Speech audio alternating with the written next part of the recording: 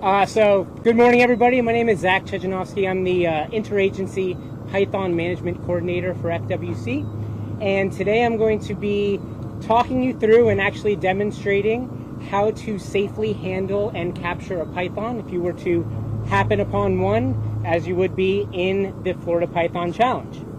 Okay, so before I actually deal with the actual snake, the pin there for that snake might be quite quick, and so I'd like to just explain the things that I'm looking for, the tools that I'm using. So this tool is called a snake hook, named for its hook-shaped end on this, but the most important part of this tool is the handle part, because this is what I'm going to use to pin that snake.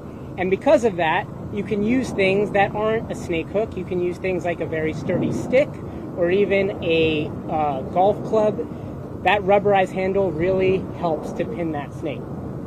So what I'm going to do is, if I happen across a python, what I'm looking for is for that snake to be completely extended, mostly the head region to be extended away from the body. And what that will allow me to do is to use this pole here to pin right behind the snake's head. Okay, so you'll see that in just a moment. So again, I'm going to go all the way down to the ground just like this, pin like that, and that leaves the opportunity for me to use my offhand and go right behind my tool and grab that snake.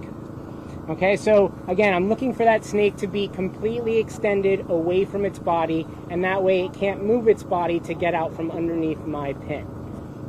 We want to make sure to keep the snake on the ground for as long as possible, because once you start to lift the snake, that's when they start to do all their defensive things like coiling, peeing, pooping, all that stuff. So we want to keep it on the ground as long as possible until we are ready. All right, so that kind of covers the basics of what's going to happen. Again, it can be quite quick, but also if you find that a snake is starting to get away from you, and I'll demonstrate this as well, you are well within your right, and I actually encourage people to use a tail drag to move that snake into a better location, either for you or for the capture. Okay, so I think we're all set to go here. So my biologists here are going to give me a 3, 2, 1 and release the snake, and then I'll be cleared to capture it. Ready? 3, 2, 1. All right, so again, I'm going to wait for that snake to fully extend from its body, and that way when I don't pin, I'm not pinning on top of the body itself, but just the head of the snake. Again, sometimes it's just a waiting game. These snakes are fairly large, as you can tell here, and so a strategy that we use is just to move around the snake in a circle, and that gets the snake to move. The more it moves, the more energy it expends, and a tired snake is an easy snake to catch. All right, so I'm going to give her a few little pokes and prods here just to see if she'll move.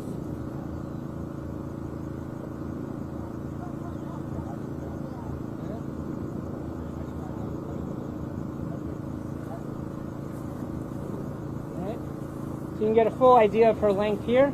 So again, this is exactly what I'm looking for, is for her head to be extended away from her body.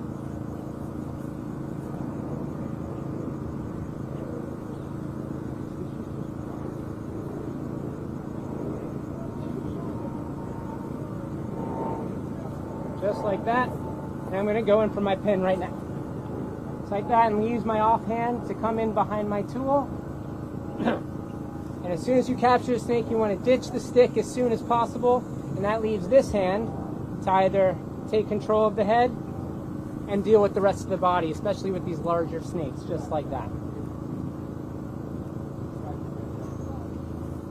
All right, and there you go. You've caught yourself a snake.